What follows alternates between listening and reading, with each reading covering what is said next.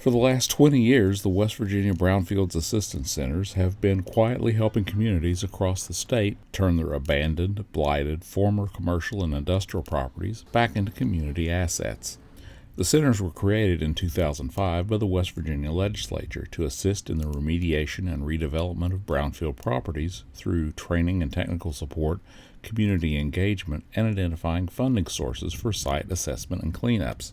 The Brownfields Assistance Centers, located at Marshall University and WVU, have become nationally recognized leaders in rural brownfield redevelopment. We started from scratch.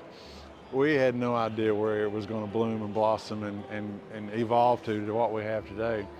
But those early days, it was all about, okay, our primary goal is to work with communities to help them get EPA brownfield grants.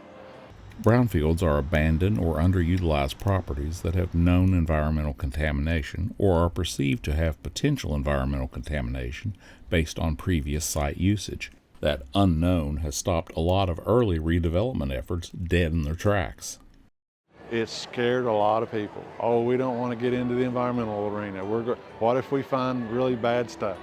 It took a lot of time on that the first few years, the education and outreach, to make that happen, to where they finally said, okay, we can do this, and you're going to help us, and our DEP friends, we got them on board to say, we're not here to fine you, we're not here to whack you, we're here to say, we want to be a partner on this thing to help you.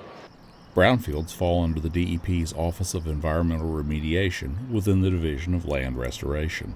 DEP actually was very supportive this entire time of the Brownfields Assistance Centers and their creation, and we are the only state, I believe, that has this incredible assistance center to work with us. And so we have just over the years continued to get closer and closer and to be just more of a cohesive team together as we try to improve our communities in our state.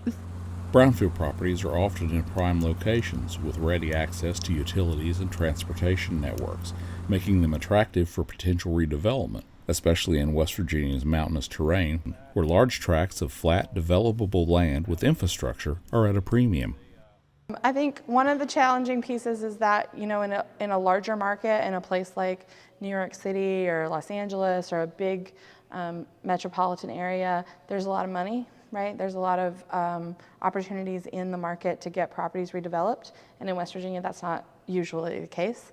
And so in order to get a property to a place where, or a project to a place where it's feasible to redevelop it, there's got to be a lot of help and a lot of technical assistance, a lot of public investment from philanthropy to help make that happen, to help make it feasible. And so that's just an additional complexity because of our rural nature.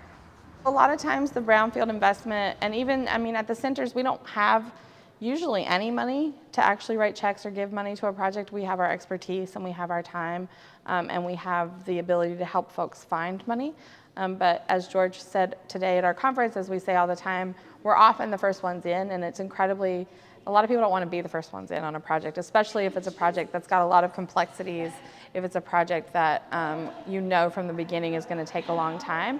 But the demonstration of somebody believing in it and somebody investing their time and their money in it can help to bring that next money in. Along with the usual mix of exhibits, workshops, project site tours, and networking opportunities, this year's conference in Morgantown was a chance to step back, celebrate the successes of the last 20 years while looking ahead to the future. It was great as we look back over the last 20 years. You almost forget about a few of the old projects you did because you've been so busy on some of the newer ones. So this has been a great time to reflect a little bit and kind of toot our horn a little bit, and plus all the folks attending, say, hey, give yourself a round of applause, man, this has been fun, and good things have happened. One more thing about that, not every project has been a success, and we know that. We've had a few failures, but we learn from them, and then we move on from that. So, and we got a whole bunch of new folks coming up too that I'm really excited about too. So they're going to be continuing this for years to come. I am incredibly optimistic about the next 20 years of brownfields in West Virginia. I think what makes this work so rewarding for me personally, and what I think makes it unique, and the reason why people are recognizing us in West Virginia, is the people who are excited and the commitment to partnerships that folks have, and I think that that only continues to grow. I think that the first 20 years were about building that expertise, building the community of folks who are doing redevelopment and brownfield redevelopment in West Virginia, and now that we've really built that into something, I can only imagine where it's going to go. I think that we've hit our stride. We're starting to really see that investment from a number of players who maybe were skeptical at the beginning or didn't know how how much the investment impact would be, and now that we can demonstrate that, it's only up from here. And speaking of the future, we'll meet a group of high school students getting their first taste of some potential careers in Brownfield's remediation and redevelopment.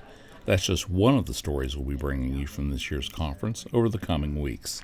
We'd also like to give a shout out to the DEP's Aaron Britton and David Long, who were both honored with awards for their work in the areas of environmental impact, economic development, and outstanding career service. Congratulations to both of you. In Morgantown, I'm Mike Huff for Environment Matters. Thanks for watching.